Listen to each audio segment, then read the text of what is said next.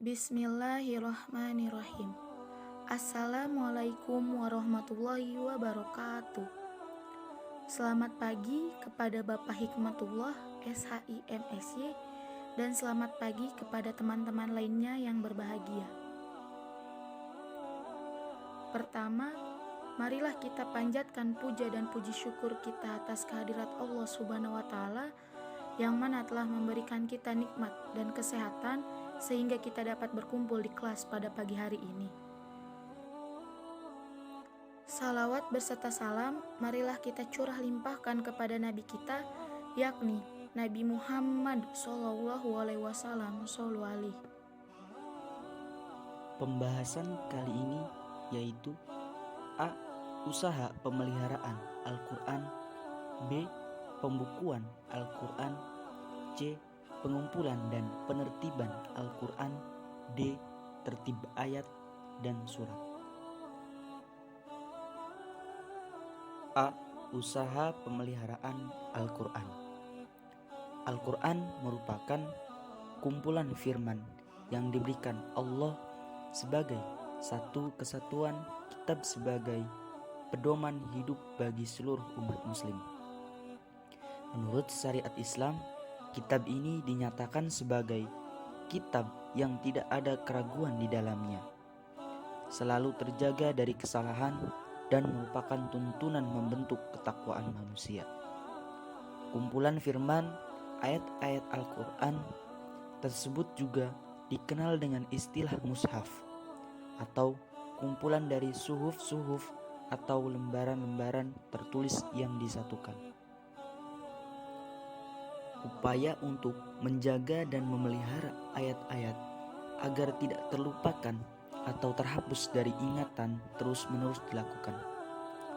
Upaya-upaya tersebut dengan cara yang sederhana, yaitu Nabi menghafal ayat-ayat itu dan menyampaikannya kepada para sahabat, yang kemudian juga menghafalnya sesuai dengan yang disampaikan Nabi. Upaya kedua yang dilakukan umat Islam dalam upaya pemeliharaan Al-Quran adalah mencatat atau menuliskannya dengan persetujuan Nabi. Penguatan dokumen ayat-ayat Al-Quran pada masa Nabi dilakukan dengan naskah-naskah yang dituliskan untuk Nabi atas perintah Nabi. Naskah-naskah yang ditulis oleh mereka yang pandai menulis dan membaca untuk mereka masing-masing, serta hafalan dari mereka yang hafal Al-Quran. Tentang penulisan wahyu pada masa Rasulullah, ada informasi yang cukup ekstensif mengenai bahan-bahan yang digunakan sebagai media untuk menuliskan wahyu. Dalam suatu catatan, disebutkan bahwa sejumlah bahan yang ketika itu digunakan untuk menyalin wahyu-wahyu yang diturunkan oleh Allah kepada Nabi Muhammad, yaitu 1. Riko atau lembaran lontar atau perkamen, 2. Likhaf atau batu tulis berwarna putih terbuat dari kepingan batu kapur yang terbelah secara horizontal dikarenakan panas, 3. Asin atau pelepah kurma terbuat dari bagian ujung dahan pohon kurma yang tipis, 4. Aktaf atau tulang belikat, biasanya terbuat dari tulang belikat unta, 5. Adla atau tulang rusuk, biasanya juga terbuat dari tulang rusuk unta, 6. Adim atau lembaran kulit, terbuat dari kulit binatang asli yang merupakan bahan utama untuk menulis ketika itu.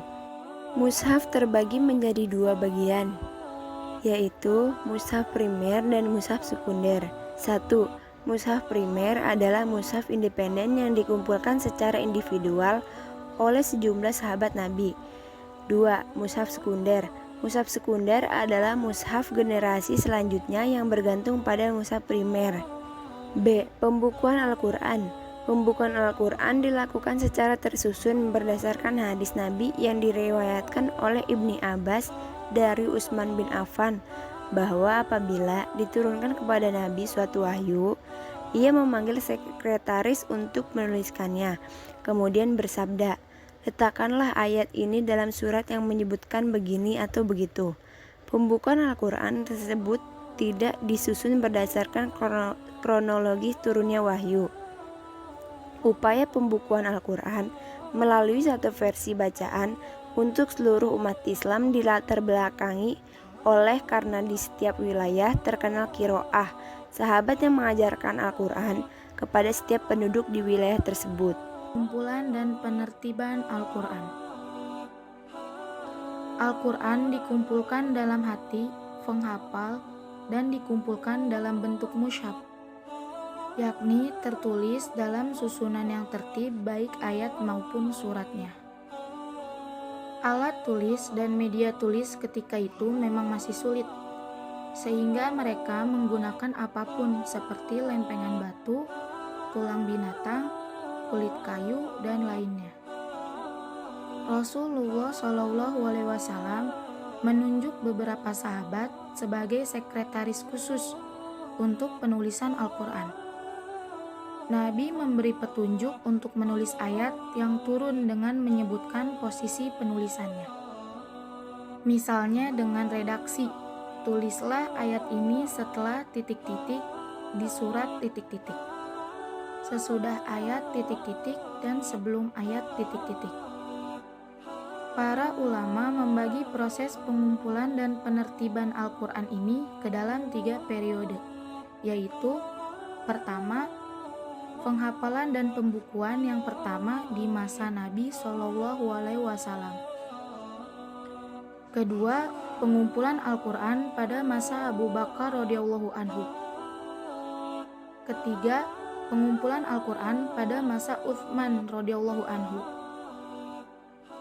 Pada masa ini, Al-Quran telah dikumpulkan ke dalam bentuk buku dan tertib susunan yang diperintahkan Rasulullah SAW. Al-Quran dalam bentuk yang sudah tersusun, istilah kata mushaf ini sudah ada pada masa Abu Bakar radhiyallahu anhu. D. Tertib ayat dan surat. Al-Quran terdiri dari surat-surat dan ayat-ayat, baik yang pendek maupun yang panjang. Ayat adalah kalam Allah yang terdapat dalam sebuah surat dalam Al-Quran. Surat adalah sejumlah ayat Al-Quran yang mempunyai permulaan dan kesusahan. Tertib atau urutan ayat-ayat dalam Al-Quran ini adalah taufiki atau ketentuan dari Rasulullah SAW, tepat seperti pernyataan dari ulama besar, misalnya Az-Zarkashi dalam Al-Burhan dan Abu Zafar Ibnu Zubair dalam munasabahnya. Ia mengatakan tertib ayat-ayat di dalam surah-surah itu berdasarkan taufiki dari Rasulullah dan atas perintahnya, tanpa diperselisihkan oleh kaum muslimin.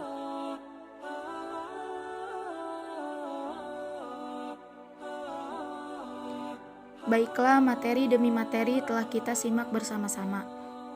Namun, sebelum saya tutup acara diskusi kali ini, saya akan mengingatkan kembali kepada teman-teman bahwa kelompok 4 ini telah membahas tentang pemeliharaan dan pembukuan Al-Quran. Dan saya ulas kembali bahwa Al-Quran merupakan kumpulan firman yang diberikan Allah sebagai satu kesatuan kitab dan sebagai pedoman hidup bagi seluruh umat muslim. Kumpulan firman atau ayat-ayat Al-Quran tersebut juga dikenal dengan istilah mushaf, yang mana mushaf ini terbagi menjadi 2, yaitu mushaf primer dan mushaf sekunder. Mushaf primer merupakan mushaf independen yang dikumpulkan secara individual oleh sejumlah sahabat Nabi, sedangkan mushaf sekunder adalah mushaf generasi selanjutnya yang bergantung pada mushaf primer. Mungkin hanya itu yang dapat saya ulas kembali. Semoga bermanfaat bagi teman-teman, dan bila teman-teman ingin bertanya, silahkan dipertanyakan. Sebelum saya tutup acara diskusi kali ini, alangkah baiknya kita membaca ayatul hamdalah. Alhamdulillahirabbil alamin. Saya selaku moderator pamit undur diri. Kurang dan lebihnya mohon maaf. Wabillahi taufik wal hidayah. Wassalamualaikum warahmatullahi wabarakatuh.